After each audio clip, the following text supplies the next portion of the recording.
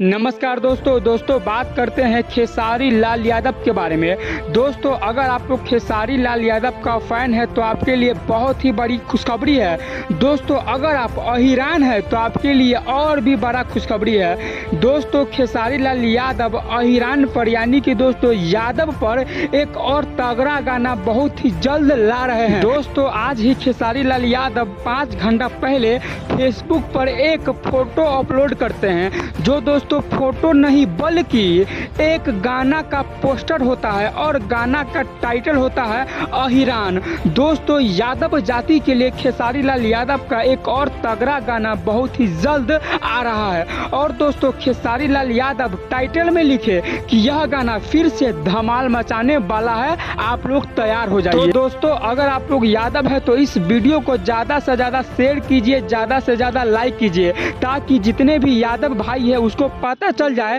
कि खेसारी लाल यादव एक बार फिर से यादव के लिए जोरदार गाना ला रहे हैं। दोस्तों अब बात करते हैं काजल राघवानी के बारे में। दोस्तों आपको पता है कि कुछ दिन पहले काजल राघवानी का एक स्टेज शो था। दोस्तों उस स्टेज शो में काजल राघवानी रोने लगी। दोस्तों जैसे ही रोने लगी तो बहुत सारे लोगों ने बोला कि शायद खेसारी लाल यादव का या पावर स्टार पवन सिंह का याद आ गया होगा, इसीलिए काजल राघवानी रोने लगी।